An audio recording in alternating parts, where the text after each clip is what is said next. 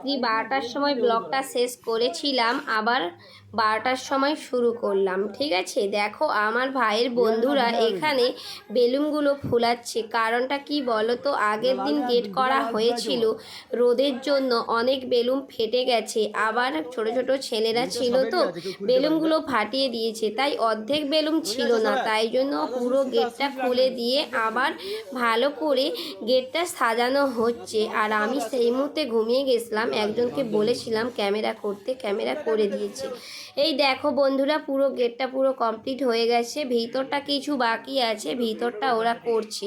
ঠিক আছে, দেখো কেমন তোদের পক্ষে তোরা যে এতটা করছিস, মানে ঠিক আছে। আমার ভাইয়ের বন্ধুরাই করছে, কোনো দোকানে মানে দোকানে কোনো অর্ডার করা হয় না, যেহেতু ওর বন্ধু একটা জানে, তাই জন্য ওর বন্ধুরাই করছে। আর এখানে কীর্তন হচ্ছে, অনেকে শুনছে, রাত্রি 1টা বাজে তখন, জানো।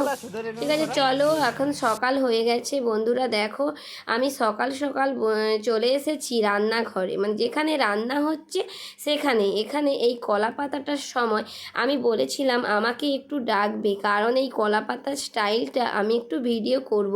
কিন্তু পূজারি মশাইদের কত চাপ বলো তো, আমাকে আর ডাকতে মনে নেই, আর আমি সেই মুহূর্তেই পৌঁছে গেছি। দেখো এই যে কলা পাতার স্টাইলটা করা হচ্ছে, এখানে ছেঁচকি ঢালা হবে, তাই জন্য কলা পাতা, আর এই ঠাকুরের নিয়ম আছে কলা পাতায় ছাড়া ছেঁচকি হবে না। দেখো বন্ধুরা, আমরা আবার যাচ্ছি কোথায় যেন, একটা গাড়িতে করে যাচ্ছি এক জায়গায়, মদনমোহন ঠাকুর আছে, ওইখানে ঠাকুর আনতে যাচ্ছি। কারণ মদনমোহন ঠাকুর সকাল সকাল একজনের বাড়িতে ছিল, এইবার আমার বাবার বাড়িতে আসবে বলে আমরা গাড়িতে করে ওকে নিয়ে আসতে যাচ্ছি। এই ঠাকুরটা তবু গাড়িতে করে আসবে, কিন্তু আরেকজন যে আছে গোবর্ধনধারী নামে, আমার যারা মানে ভিডিও দেখছো অনেকে জানো ওই ঠাকুরটার নাম, অনেকে বা জানো না।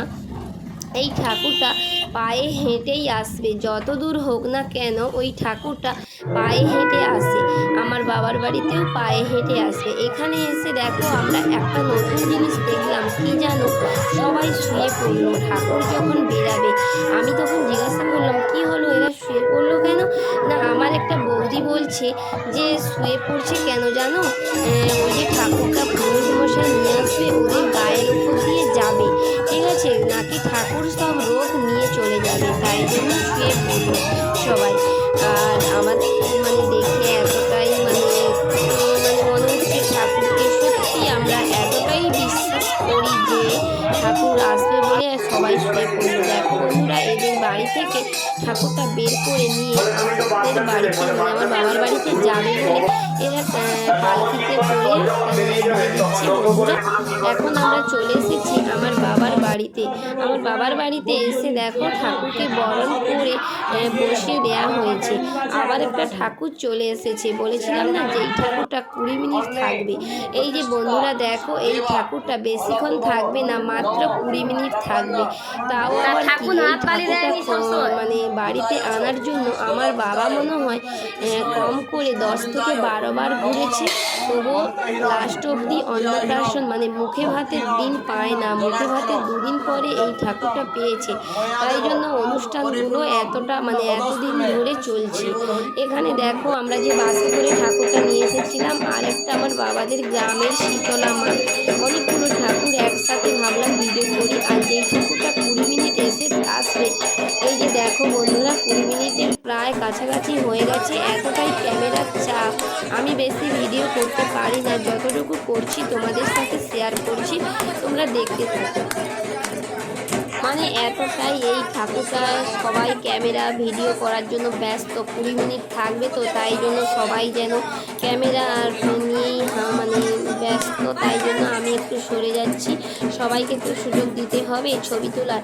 মানে এই ঠাকুরটা আমার বাবার বাড়ির এখানে এতটাই বিখ্যাত, মানে এই ঠাকুরের নাম শুনলে বাড়িতে যত কাজ থাকুক না কেন সবাই ঝাঁপিয়ে পড়ে। তাই জন্য আমার বাবার বাড়িতেও এসেছে, আমার বাবার তো এই ঠাকুরটা মানে ঠিক করতে জানো 10 থেকে 12 বার ঘুরেছি। ঘোরার পরে কপালে ছিল বলে বাবার বাড়িতে এসেছে, নালে বাবা সিদ্ধান্ত নিয়েছিল 10 বারের বেলা যে আমি বাড়িতে না হলে ঠাকুরের বাড়িতে ভোগ দিয়ে আসবো, কিন্তু কপালে যা হোক ছিল 10 বারের বেলায় 10 থেকে 12 বারের বেলা ঠাকুর বাড়িতে পৌঁছে গেছে। আর যত দূর কিন্তু পায়ে হেঁটে মানে এই যে যাদের বাড়িতে ঠাকুর তারা পায়ে হেঁটেই নিয়ে যাবে। দেখো আমার বাবার বাড়িতেও সেম, দেখো এখানে সবাই বৌদি দিদিরা শুয়ে পড়েছে, বলছে ঠাকুর সব লোক নিয়ে চলে যাবে, আমরাও শুয়ে পড়বো বলে শুয়ে পড়েছে। কিন্তু গোবর্ধনধারীর যাদের ঠাকুর তারা কিন্তু একটু রাগে না।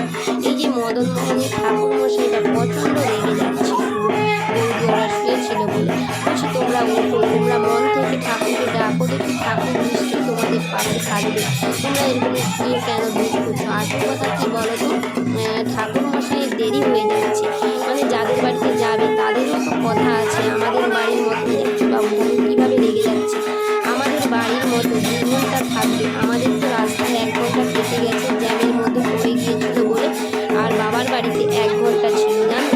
এবার আবার যাদের বাড়িতে যাবে তাদের রাস্তায় গাড়ি দাঁড়িয়ে আছে, তাদেরকে সিংহাসনে। এই দেখো বন্ধুরা, এবার ঠাকুরটা বাড়ি যাবে না, অন্যের বাড়িতে যাবে। আজকে ঠাকুরটা 20 জনের বাড়িতে যাবে আর গোবর্ধন বাড়ি যাবে 30 জনের বাড়িতে। তাই জন্য আমার বাবার বাড়িতে মাত্র গোবর্ধনধারী 20 মিনিট ছিল আর এই ঠাকুরটা 1 ঘন্টা ছিল। পুরো 1 ঘন্টার 1 মিনিটও এধার ওধার হয়নি, আর গোবর্ধনধারী 20 মিনিটের 1 সেকেন্ডও এধার ওধার হয়নি। কারণ ওরা তো পায়ে হেঁটে যায় না, ওদের যদি একটু দেরি হয়ে যায়।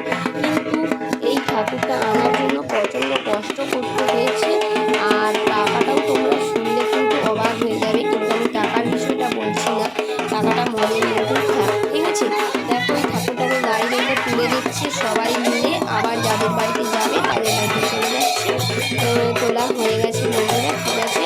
ঠাকুরকে সবাই আমরা প্রণাম করে এবার বাড়ি চলে যাবো, কেননা ওদিকে এখন একটা ঠাকুর বসে আছে, শীতলা মা বসে আছে, আমাদের গ্রামের শীতলা মা, ওর এবার পুজো হবে, ঠিক আছে। এখানে বন্ধুরা দেখো চলে এসেছি আমি পুরো রান্নাঘরে পুজোরিদের কাছে, কারণ এই কলা পাতা ছেঁচকিটা দেখাবো বলে।